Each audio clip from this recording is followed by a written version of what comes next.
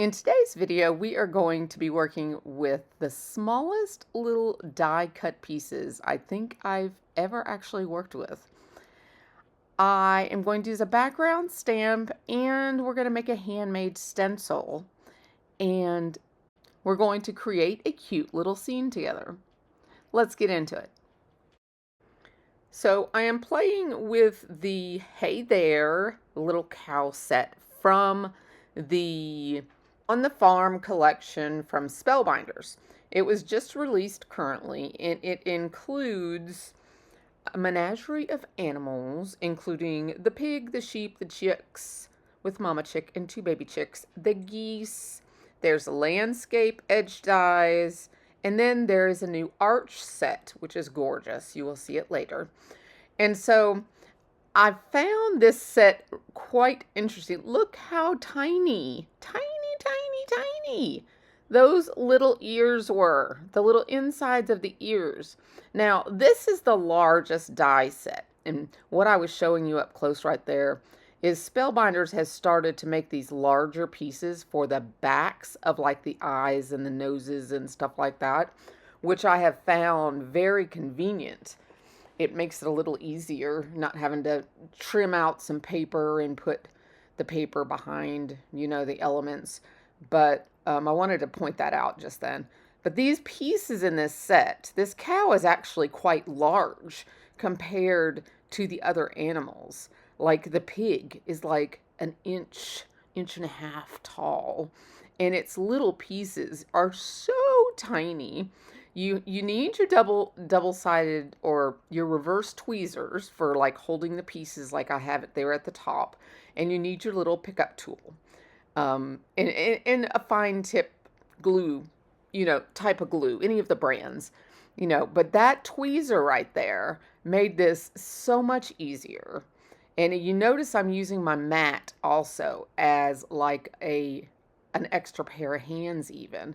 I'll add like when I do the feet, notice how I do the feet.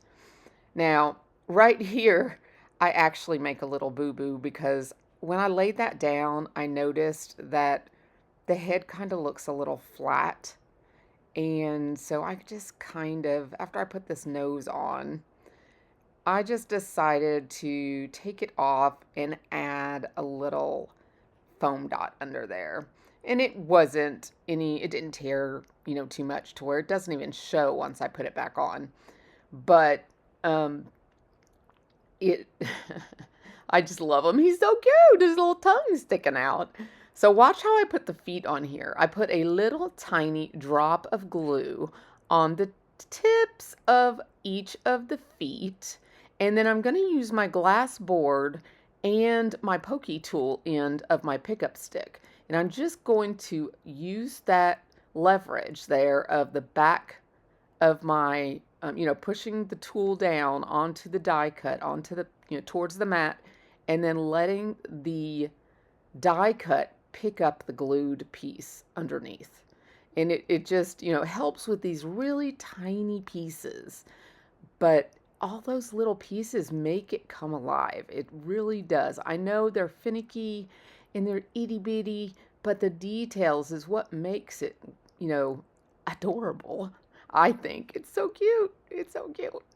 So this little tiny flower was made to go in his mouth. But later on, I show you another idea I came up with.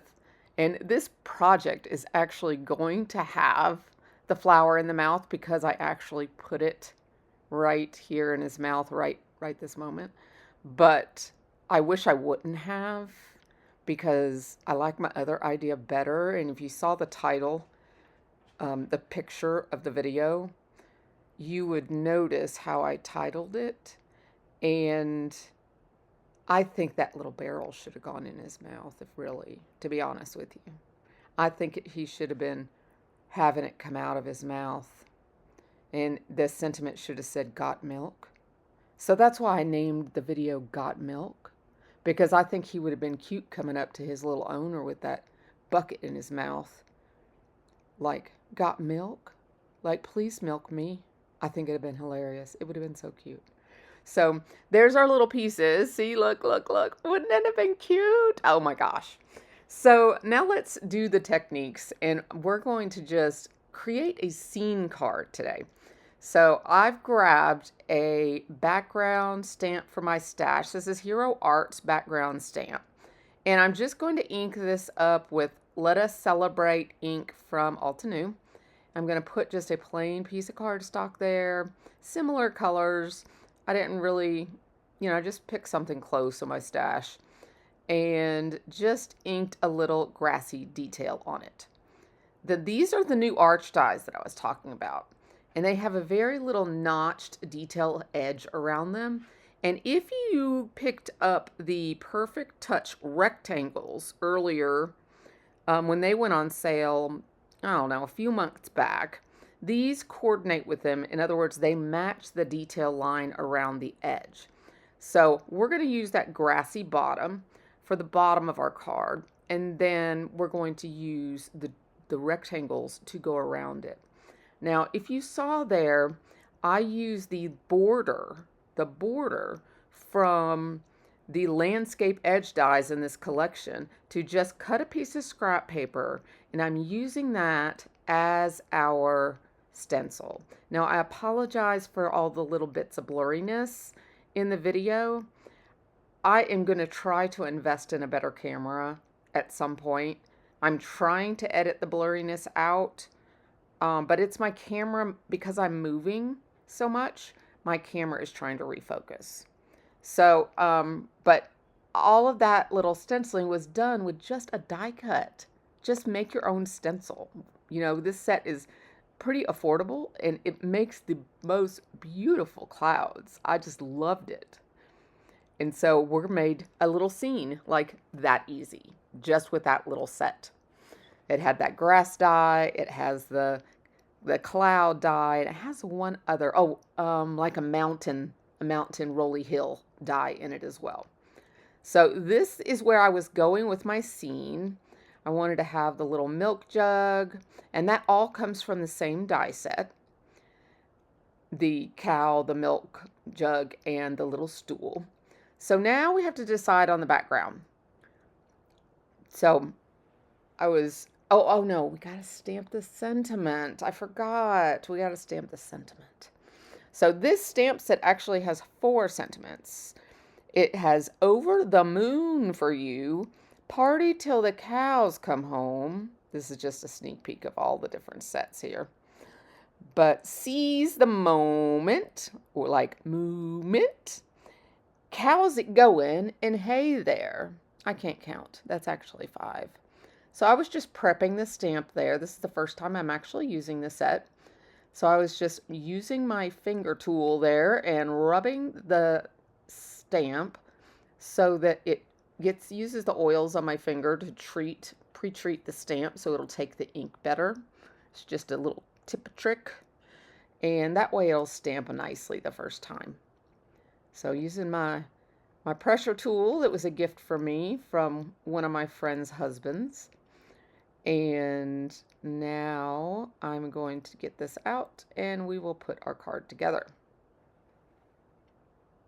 I'm going to pop up the cow and the milk jug. I thought that would be super cute to just give the card a little bit of dimension. Oh my gosh, he's adorable. I just love him.